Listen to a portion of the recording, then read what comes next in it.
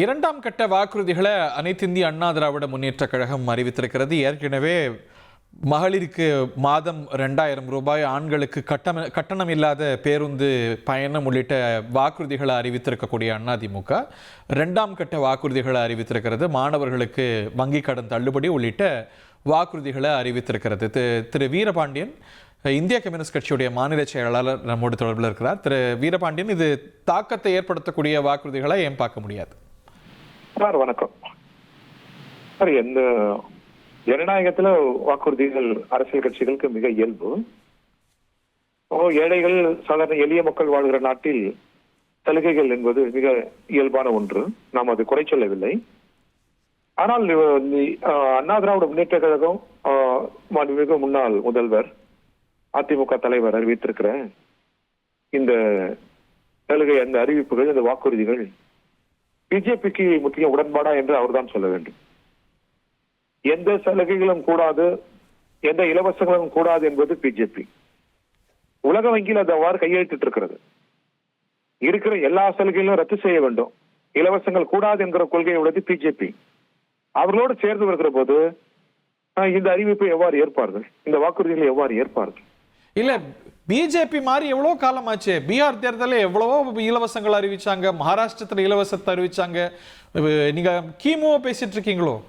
இல்ல, நீங்க அறிவிப்புகள் வேறு, அறிவிப்புகளை அமுல்படுத்துவது வேறு.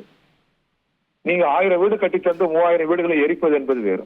1000 வீடு கட்டி தருகிறவர்கள் 3000 வீடு எரிக்கிற போது அது அறிவிப்பாகாது, அது திட்டமாகாது. அடிப்படையிலேயே தேசிய குடியுரிமை சட்டத்தை நீ ஆதரித்தது அண்ணா திராவிட முன்னேற்ற கழகம். மாநில உரிமைகள் மீது தாக்குதல் தொடுக்கிற போது ஒரு குறைந்தபட்சம் மெட்ரோ, நீங்க கோவை மெட்ரோ, மதுரை மெட்ரோ அமுல்படுத்தும் சொல்ல முடியல, அதற்காக போரிட முடியல. ஒன்றுமில்ல, கும்பகோணத்துக்குள்ள ஒரு பல்கலைக்கழகத்தை நம்ம கேட்கிறோம். அது அனைத்து சட்டமன்றத்தின் ஏகமானதான தீர்மானம். அது என்ன அரசியல் நெருக்கடி? அதை நிறைவேற்றுங்கள் என்று உங்களால் சொல்ல முடியவில்லை. எனவே வாக்குறுதிகள் மிக இயல்பு, கொள்கைதான் நிறைவில் தீர்மானிக்கப்படும்.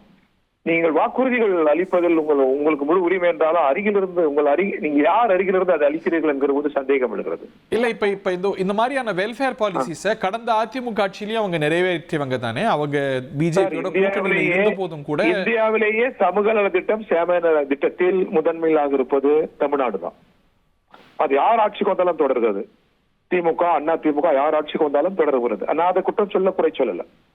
இந்தியாவுக்கு வழிகாட்டியது.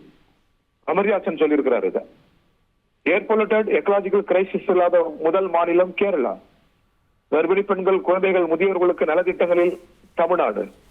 அதிகாரம் மேலிருந்துக்கு கிராம பஞ்சாயத்துக்கு பரவியதில் மேற்கு வங்காளம் அப்படின்னு அமர்யாசன் சொல்லியிருக்காரு. தமிழ்நாடு சமூக நல திட்டம், சேம நல திட்டத்தில் முதல் இடத்தில் இருக்கிறது. அது மகிழ்ச்சி. அது திமுக வந்தாலும் அண்ணா திமுக வந்தாலும் தொடர்கிறது, நல்லது.